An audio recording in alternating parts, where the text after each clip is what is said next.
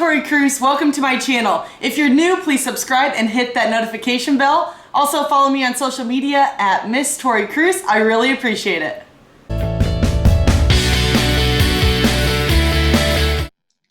All right, so we've talked a lot about modeling. Now I want to switch gears and speak a little bit more towards the pageant industry. One of the biggest things that comes to my mind are cameras and judges. Yes. So what would you recommend to a lot of the girls who are wondering how much should I look at the judges? Well, on final night, they don't have a choice. They're not looking at judges at all. The judges aren't looking at them. For those of you who may not know, on final night, the judges never once look up at you. The judges are always looking down, and they have teleprompters, AKA TV screens, so they can get extreme close-up because it's a beauty pageant. Sorry, so this is at Miss USA. Is that the same for Miss America as well? It's for Miss America. It's for all the major pageants. Okay. IJM, which is the third biggest pageant right now, International Junior Miss. All the pageants are moving forward that way. Now, not on a state level, on a national level. The back of a dress means nothing to me when I'm choosing a winner, but a lazy eye, bad skin, crooked teeth, bad roots in the hair, split ends, rounded shoulders, you know, those type of things, the white of the eye, way too much contour, drag queen eyebrows that are so drastic and so sharp. Those things are important, not the back of a dress, not how much the stones cost. Because yes, I want lights, and the more you spend on a stone on a dress, the lights hit it a different way. But half your shots are extreme close-up. That's why face is so important. So when it comes to looking at the judges, I like to tell ladies this rule. Look at the judges when you come out, and look at the judges when you leave. And between the two, leaving is more important because that's when they're writing your score. Staring a judge down makes them very uncomfortable. And quite frankly, if I've looked at you as soon as I come out, I've made that connection. So that personal connection has started between you and I.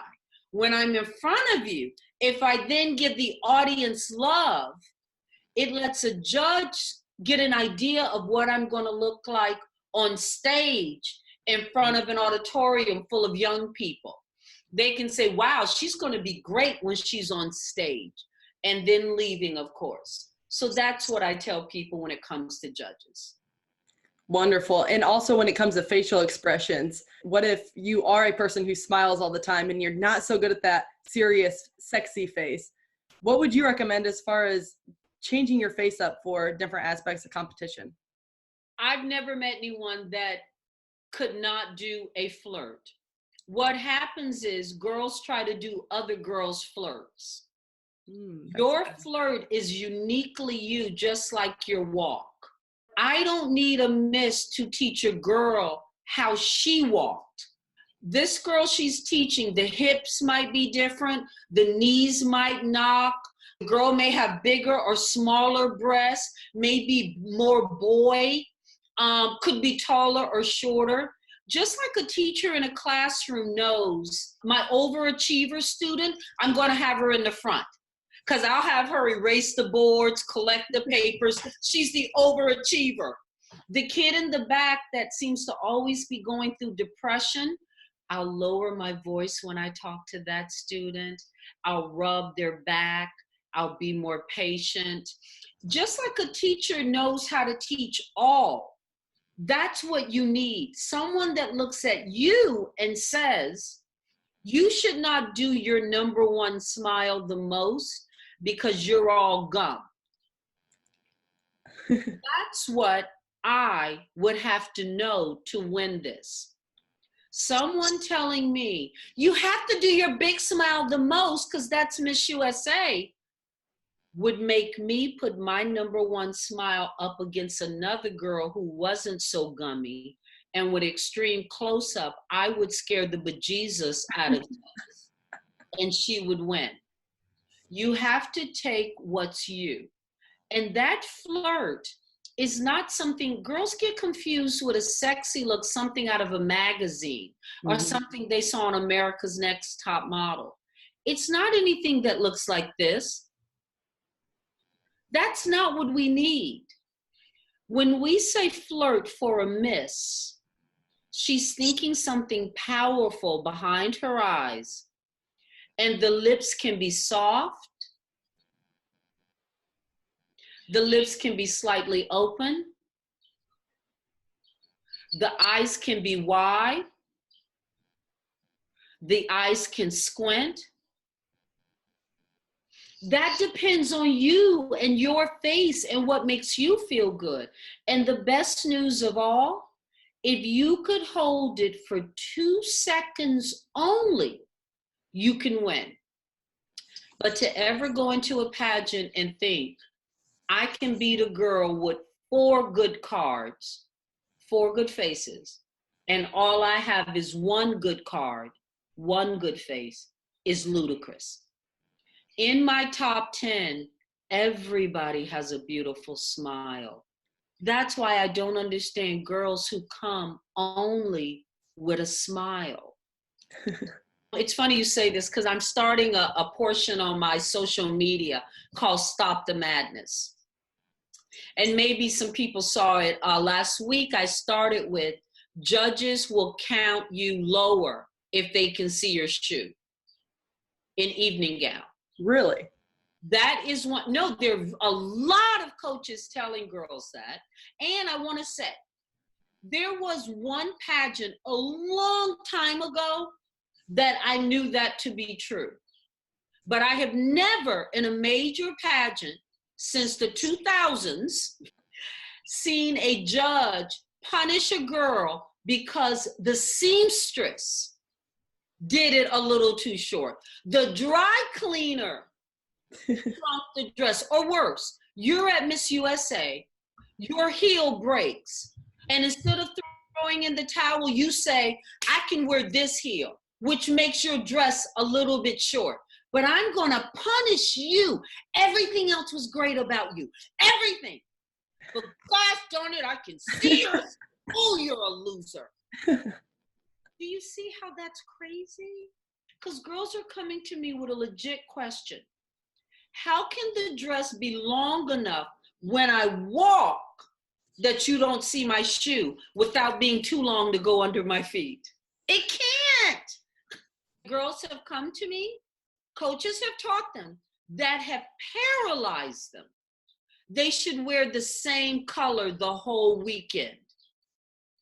Why would you want to be known for one color? When does a winner on social media wear the same color the entire weekend and young girls wouldn't laugh at her? When would 8 judges say, all of us like green and love it, right? She the winner because she the green girl. Instead of letting a judge see you in red in interview, green on stage, yellow in a bikini, and capture everyone. Just like you would do when you go to the MTV Music Awards, the Oscars, the Grammys, to have lunch with the president, you would look different. So why would you go to a pageant and think, let me look the same every day? So if there's a girl out there right now that's thinking, maybe I do want to go into the fashion industry or pageant industry, what would you recommend to them if they're a little bit fearful or skeptical about stepping outside of their comfort zone? Don't go. Don't go. Modeling is not something you go into if you're afraid. I like pageantry because pageantry can help you grow. Modeling doesn't help you grow.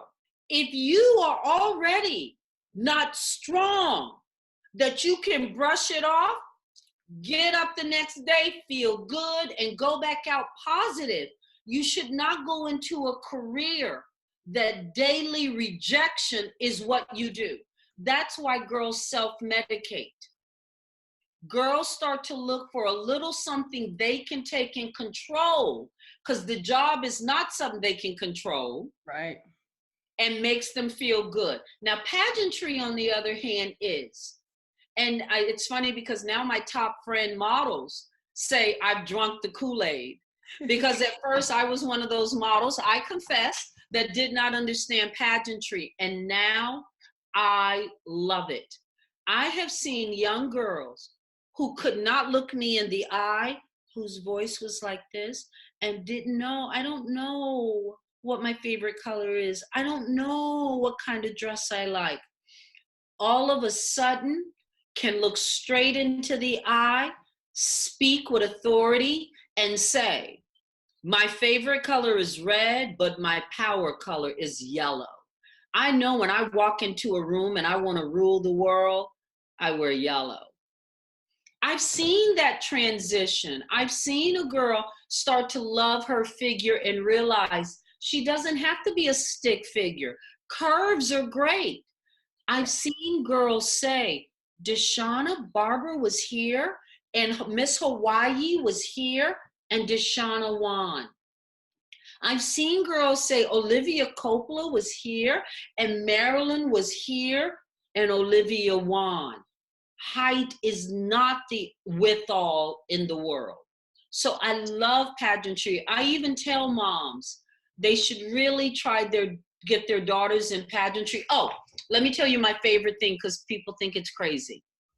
My favorite thing about pageantry is in one weekend, you're going to meet somebody who's not so nice, but it gives you just that weekend to realize you don't let that person make you give up on your dreams or quit a job you really want. Every little girl should learn that before they go in the workforce. And you meet a mean person sitting in a cubicle next to you. And I don't want to work here anymore. Girl, you got to pay your rent. You gotta go to work. Pageants are excellent with that.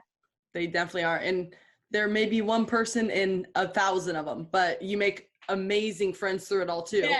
Yes. And that's another thing that I know for me, it was just incredible. Heck, I have a friend in every single state in the United States now, just from Miss USA. Absolutely. As far as going back to like your fears, when you hit a challenge, when you got all of those no's, how did you get back up the next day and keep going? I'm going to be quite honest. My sister likes to say I was born missing the gene of fear. There are people who just say, I don't know. I'm so grateful to God because I realize now I was in situations that were actually quite dangerous. I didn't know it at some point in my modeling career. I have been blessed that that hasn't been a challenge for me. When people said, you're never going to make it as a model, I said, I will. I've only regretted the things I didn't try. I have never regretted the things I did. Never, even the ones that didn't turn out, because I later realized it wasn't meant to turn out. Number one would probably be being an actress was something I really wanted early on.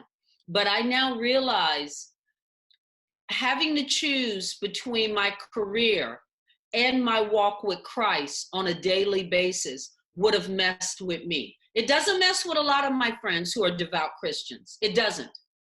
So there are certain things we're not supposed to do. If you're afraid of the sight of blood, you can't be a doctor. I don't care how good you are in college with the dummy that's laying in the play operating room. If you're afraid of heights, you can't be a window washer. I don't care how much you like being outside. You can't. So there are just certain careers.